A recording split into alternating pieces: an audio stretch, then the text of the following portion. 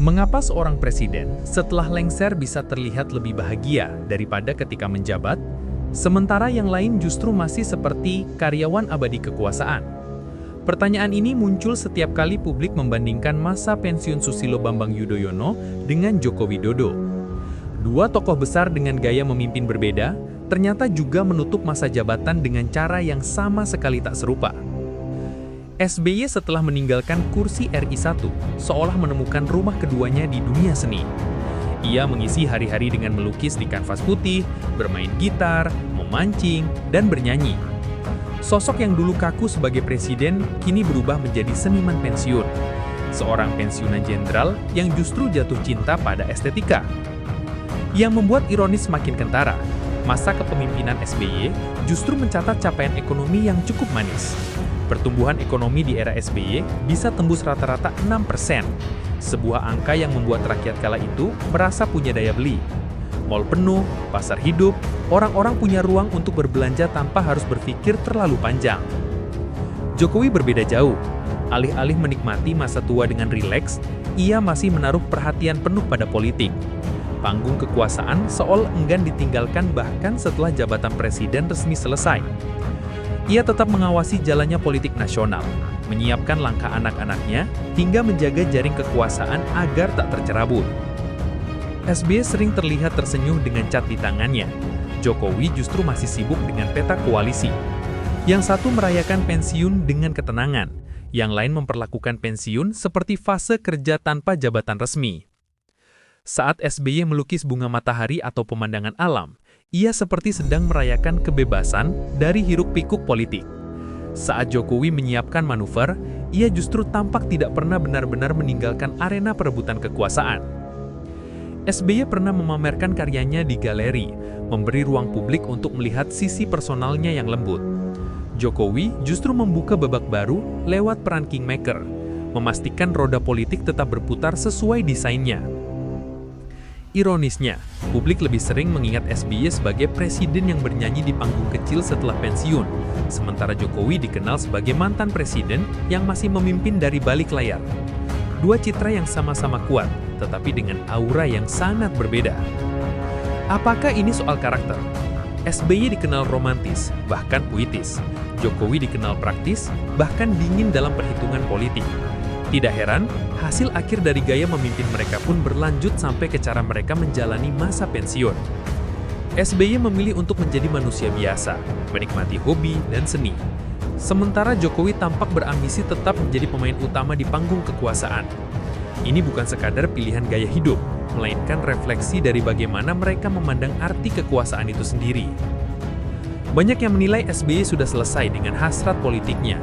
Ia cukup mengawasi Partai Demokrat dari jauh, membiarkan regenerasi berjalan, dan hanya sesekali muncul dalam momentum tertentu.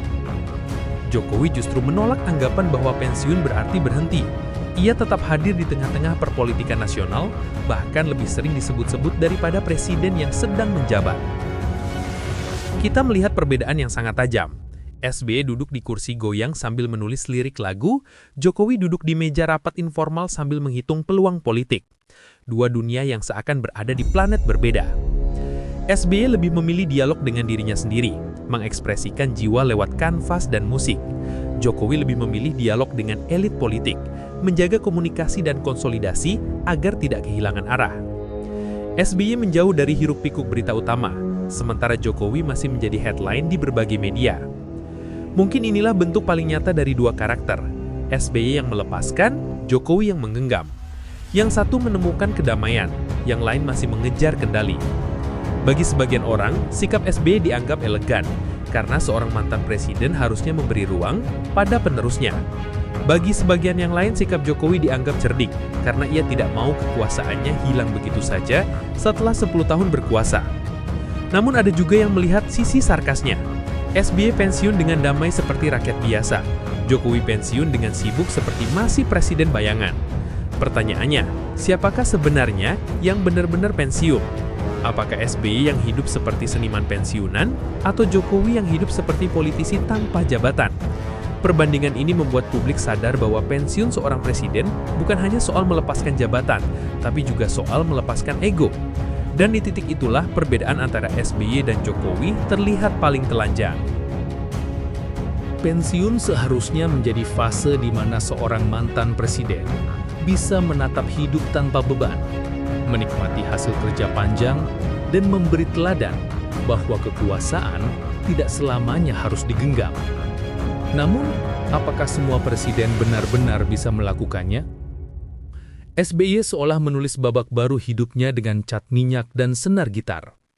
Ia tampak berusaha memperlihatkan pada rakyat bahwa hidup pasca kekuasaan bisa indah, bisa ringan, bisa jauh dari intrik.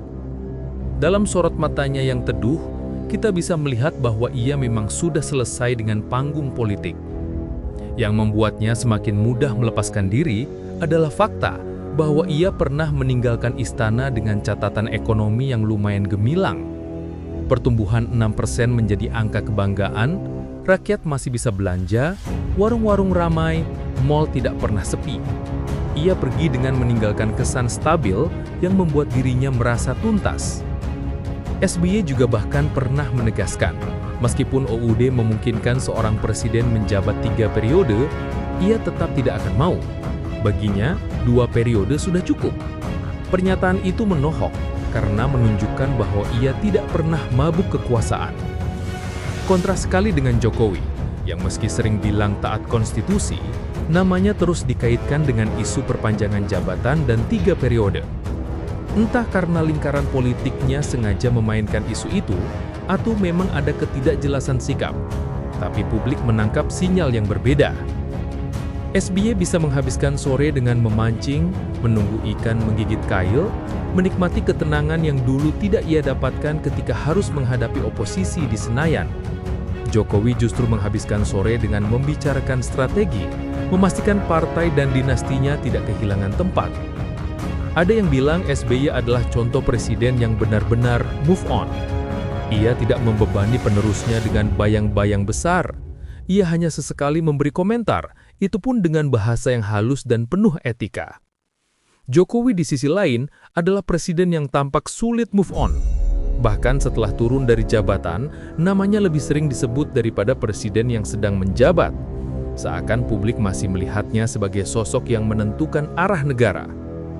Inilah kontras yang membuat publik kerap membandingkan keduanya. SBY tampil sebagai seniman, Jokowi tampil sebagai politisi abadi. 2 peran yang sama-sama mencolok, tapi hanya satu yang benar-benar menunjukkan arti pensiun. SBY seperti menulis pesan, kekuasaan hanyalah sementara, seni dan keluarga adalah abadi. Jokowi seperti menulis pesan lain, kekuasaan bisa berubah bentuk, tapi tetap harus dipertahankan. Apakah ini buruk? Tergantung siapa yang menilai. Bagi pengagum SBY, ini sikap negarawan. Bagi pengagum Jokowi, ini kecerdikan seorang pemain politik sejati.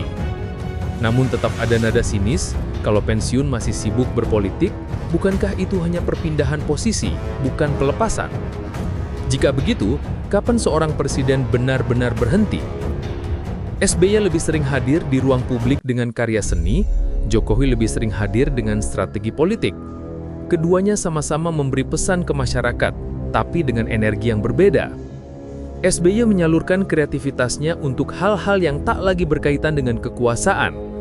Jokowi justru menyalurkan energinya justru untuk menjaga agar lingkaran kuasa tetap dalam genggamannya.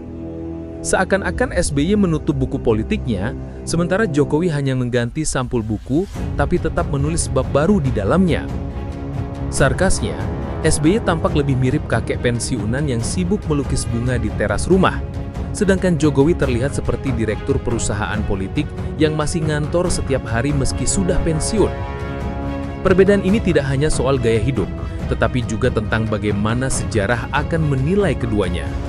Apakah presiden yang bisa melepaskan lebih dihormati, atau justru yang tetap bertahan di arena lebih dikenang? Publik bisa saja berdebat panjang, tapi faktanya SBY terlihat lebih damai, sementara Jokowi terlihat lebih sibuk. Mungkin di titik ini kita bisa menutup perbandingan dengan sebuah ironi. 2 mantan presiden, 2 gaya hidup, 2 cara memandang pensiun. Satu melepaskan kuasanya untuk melukis dunia, satu menggenggam kuasanya untuk melukis kekuasaan. Dan pertanyaan terakhir yang tetap menggantung, Lebih bijak mana jadi seniman pensiunan yang meninggalkan ekonomi 6% sekaligus menolak 3 periode, atau politisi abadi yang tak pernah benar-benar turun dari panggung?